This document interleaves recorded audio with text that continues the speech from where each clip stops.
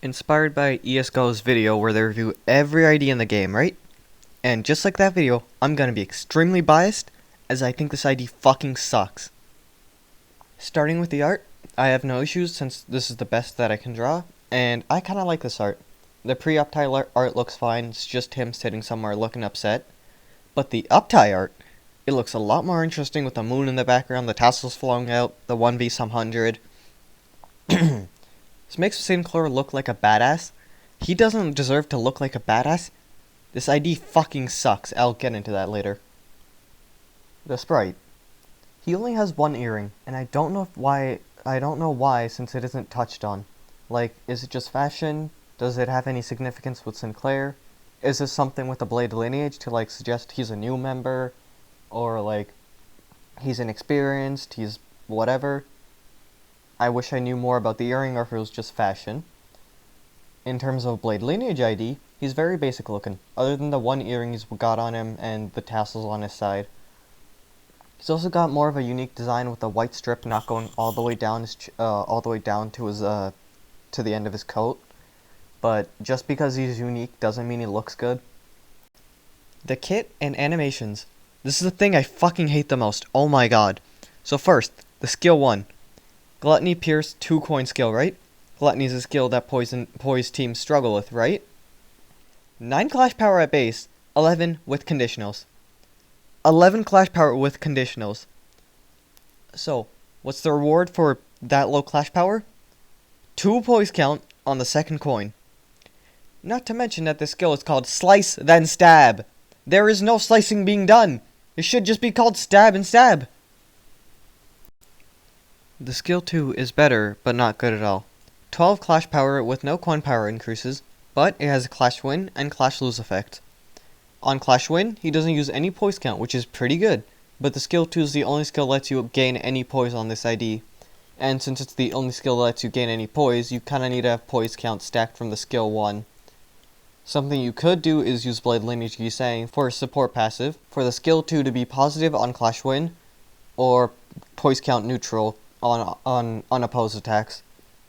Issue with this though is that Blade Lineage Sinclair is way better than Blade Lineage Sinclair, and the clash 2 conditional is 2 power up next turn, which isn't bad, but with his abysmal clashing brings the skill 1 up to 13 clash power with conditionals and 14 on the skill 2. Animations are consistent with the skill name, which is way better than skill 1. Now we have the skill 3. It rolls a 28 and has 1 conditional. This skill is so weirdly designed. Like, why does it have bleed slapped onto it? And why does it do 5 paralyze? Seriously, why does it do 5 paralyze? His speed range is 2 to 5, the slowest out of any other Blade Lineage ID in the game.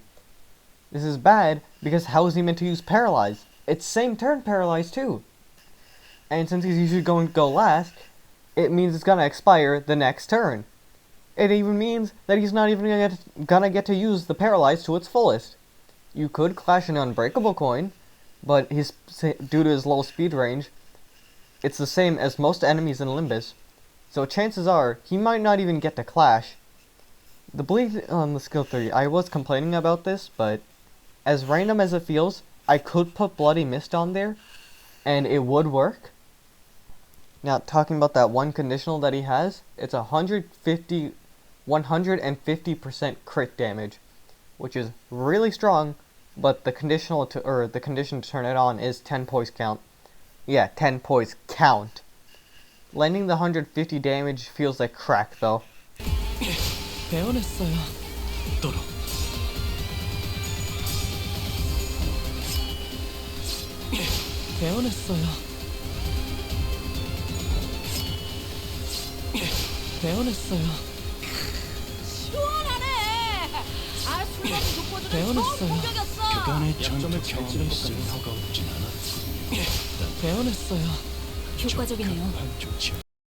Talking about the animation, this shit goes hard. He swings the sword down with so much fucking force that it literally sends air pressure downwards. Like, whole fucking...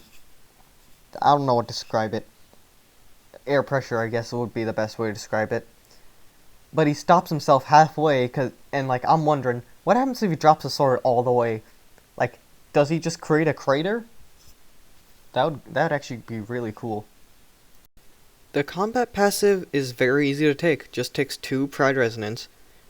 What it does is make poise count generation way easier by giving 1 count at a 50-50 chance every time somebody else makes poise count.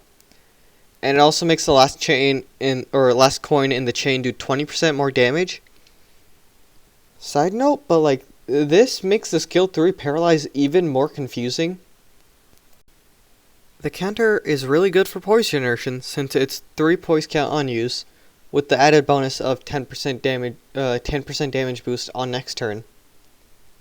I did a solo with this ID and I misunderstood. The count only applies when the counter is used.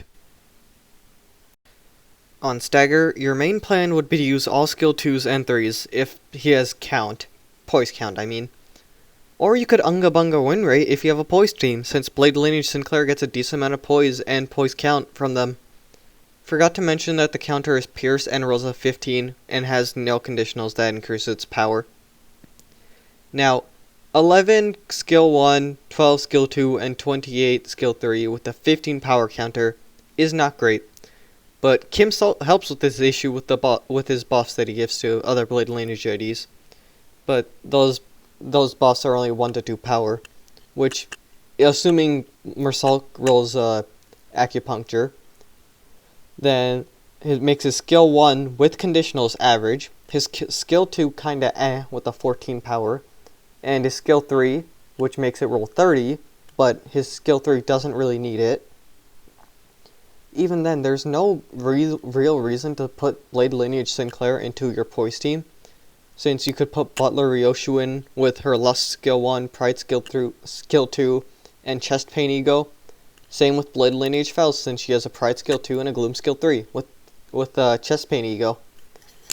The usual poise team I run is Blade Lineage Don Quixote, Blade Lineage Isang, Blade Lineage Mersault with a full stop duo. The 6th slot was just a slot that could be filled by Ryoshu or Faust, either or, whichever one that I really needed at the time. Micro spoiler for Kanto 8, so skip to the time on screen. Since Kanto 8 lets us have 7 IDs on field, now we can do the previous 3 Blade Lineage IDs, the full stop duo, and Blade Lineage Faust and Chief Butler Ryoshu, since there's 2 extra slots instead of the 1. I do hope that in the future Project Moon lets us deploy less IDs for more skill slots, since there's going to be a point where we'd rather the support passive over the whole ID. Example, I would have said Talisman Sinclair, but his grip on Rupture is gone now.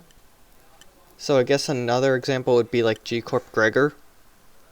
That aside, there's no good reason to use Blade Lineage Sinclair since he was power skilled, and the curse of being a release ID, even with Kim Salt, Blade Lineage Sinclair is still bad.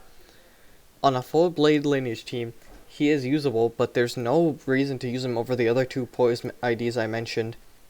But Blade Lineage Sinclair is an ID I hate using because he can't clash, he needs other IDs, and gets blown out of the water due to being a Season 1 ID. And it sucks because I kinda like this ID now. Yeah, the title's a lie, but as I was making this video, the ID kinda grew on me, and the skill 3 is cool. If you wanna know, by the way, I was trying to record a solo, but something always went wrong, hence why I've never gone past floor 3 in this entire background footage. This is my first video ever. If you watched to the end, thank you. Check me out on YouTube, my username, or not YouTube, Twitch. My username is RealCatAttack42, and I hope you have a good day.